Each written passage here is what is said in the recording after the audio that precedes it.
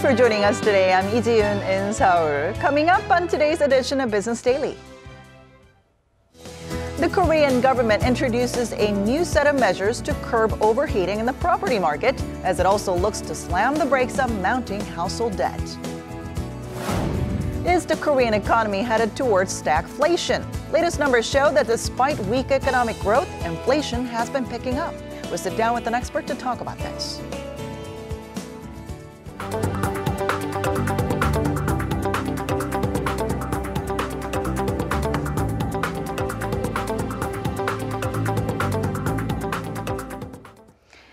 Overheating and a general imbalance in the real estate market have prompted policymakers to take action. The government has rolled out a number of new measures for the property market, as it also looks to get household debt levels under control. Our Shin Se-min has this report.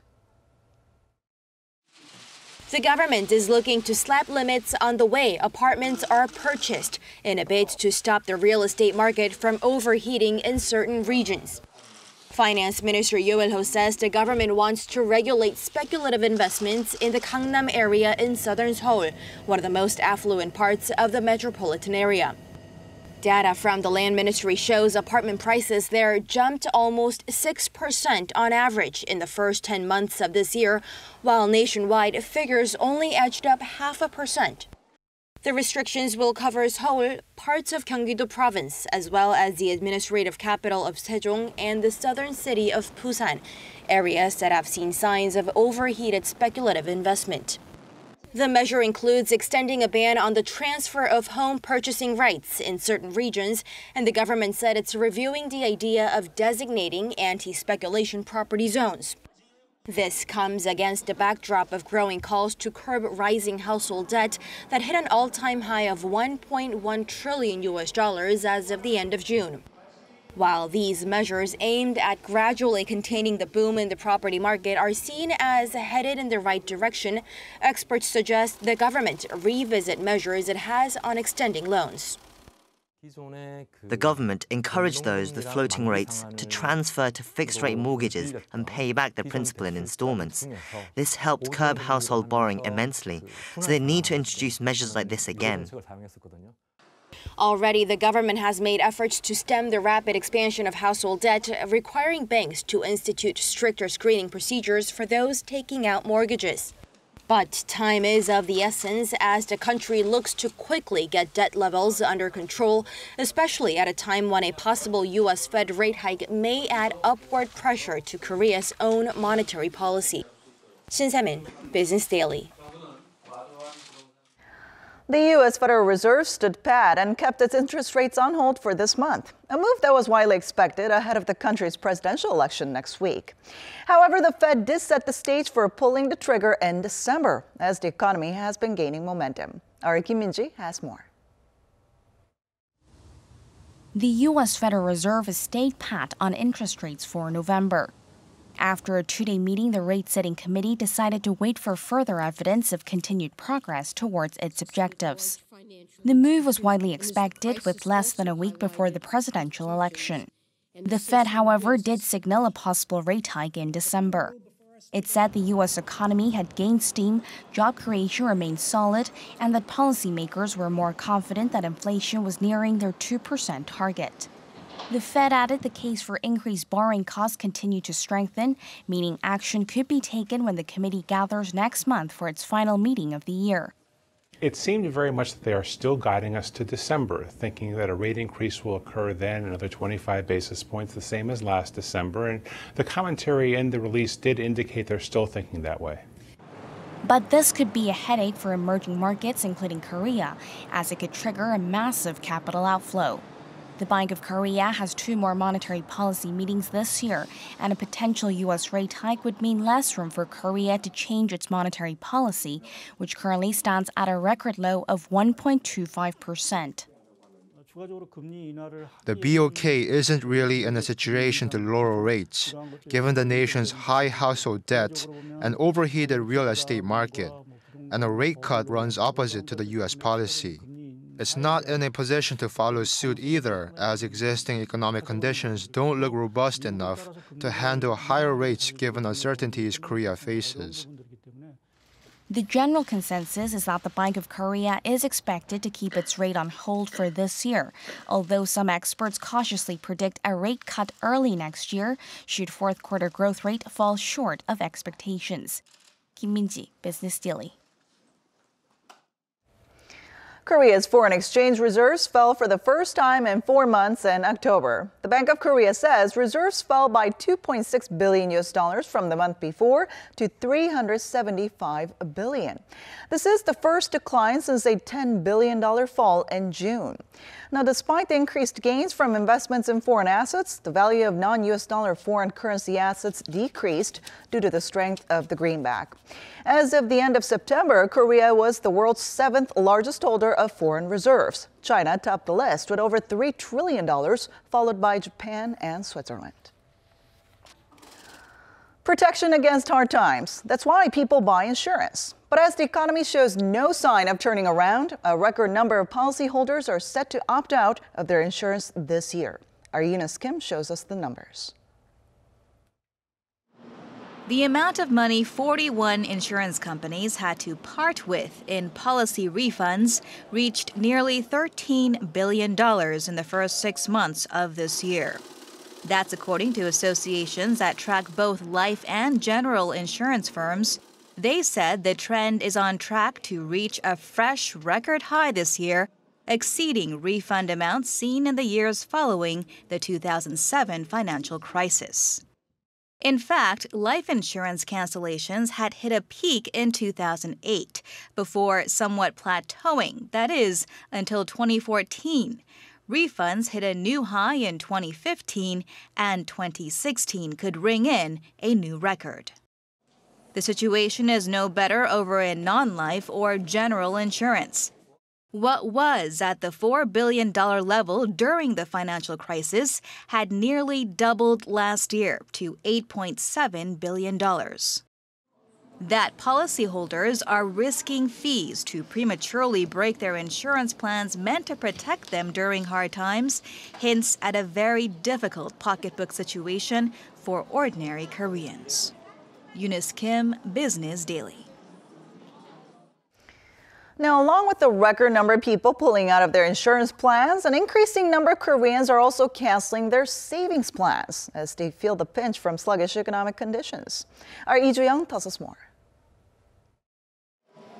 Saving is becoming harder in Korea, and many people find themselves without enough disposable income to spend.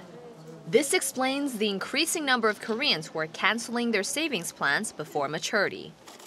According to Korea Federation of Banks, the cancellation rate at 6 major commercial banks, including Shinhan and KBKukmin, came to 45.2% as of the end of September, up around 2 percentage points from last year. Experts say households, when they expect worsening finances, tend to terminate their insurance policies first. Then, they stop putting money into investment funds and as a last resort, cancel their long-term savings plans.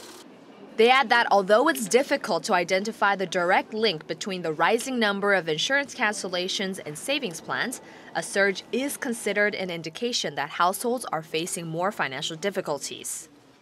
This comes as Asia's 4th largest economy remains trapped in a phase of low growth, stung by slumping exports, stubbornly weak domestic demand, and snowballing household debt. The Consumer Loan Finance Association adds the amount of funds Korean households borrowed from illegal lenders was about 75% more than last year, further reflecting their financial struggles. Lee Joo-young, Business Daily.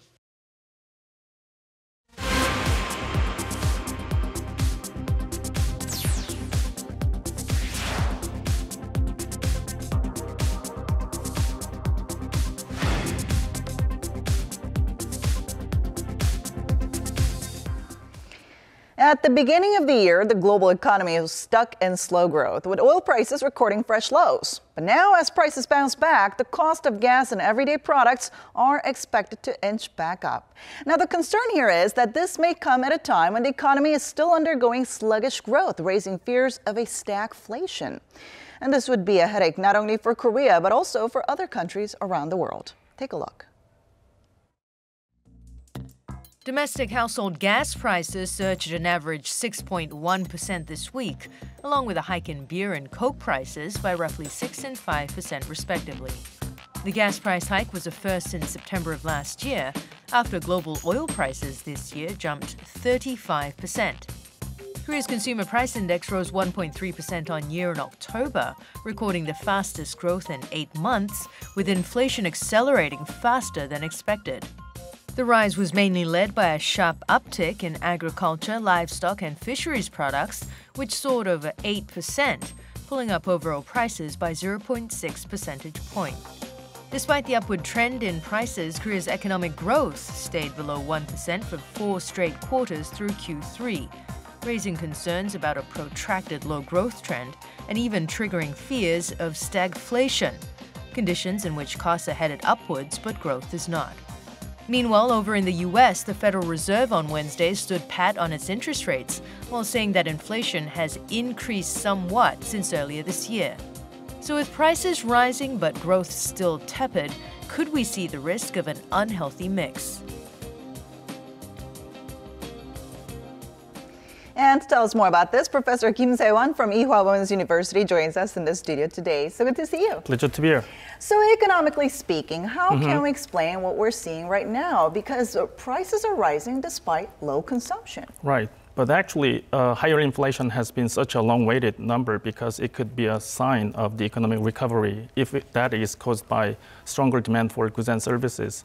But unfortunately, these times, higher inflation has been caused by higher production cost. And that higher production cost came from higher oil price and higher agricultural products prices. Okay, like you mentioned, and we heard in the report that prices of agricultural, livestock, and fisheries products surged 8% on year in October. So this can't be good news for average Korean citizens because their income hasn't been going up along with these prices. That's true. Actually, September and October's inflation rate was over 1% on annual basis, and that is much higher than previous months, which were over only 0.6%. So this higher inflation has been mostly accelerated by higher agricultural products prices, over 10% increase in a single month. And we have to say that that doesn't last forever. That will be disappeared sooner or later. But the problem is our income is not increasing that much. We are saying that the second half's GDP growth will be almost 0%. Now, the global economy has also been slowing for some time now. So I'm wondering at this point, are there any countries around the world that are already seeing signs of a stagflation? Well, actually, the global economy is still under a significant recession. And however, we don't see inflation in Eurozones and the Japan. But we have clear higher inflation in two largest economies, United States and China. For example, Chinese inflation rate was 1.2% on annual basis in September, and that is one of the highest in the last 5 years. And in the U.S., inflation rate in the same month, September, was 1.5%. And that was the highest in the last 2 years. Now, what kind of impact then would stagflation have on the country's economy as well as the global economy as a whole? And also, in your opinion, what would be the worst scenario? Well, this is what we are saying about the stagflation. There are two bad guys on the stage of the economy, stagnation and inflation. But they don't appear on the same stage at the same time. But very rarely, when we see these two guys at the same time, that is the worst situation, stagflation. So the worst outcome of the stagflation is the economy of the 1980s, when we were hit by second oil shock. The inflation rate was 25%, which is hard to believe in today, and the economic growth was negative 1.2%. Now, talking about oil, I think we should keep a close eye on those oil prices because experts have actually warned that if oil prices go up to $60 per barrel, then there are going to be increased risks of a stagflation. So what are your thoughts on this? Well, basically, I agree with that views.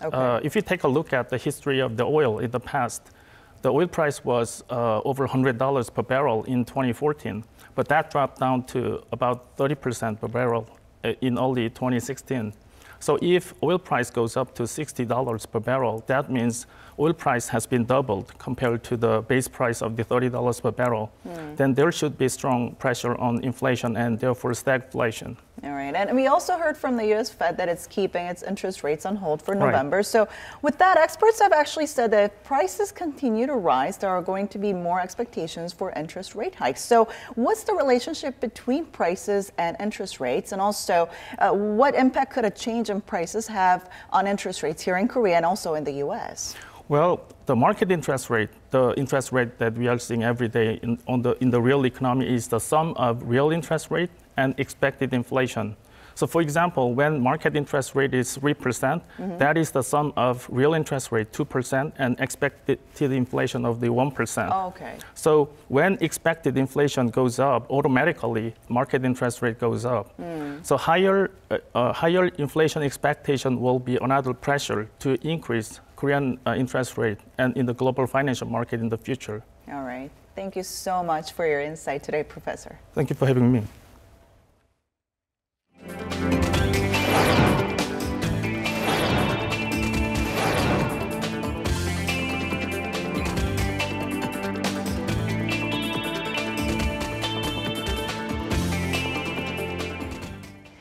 And that does it for today. But we'll be back tomorrow with more business news that matters to you. So don't forget to tune in then. Thanks for watching and goodbye.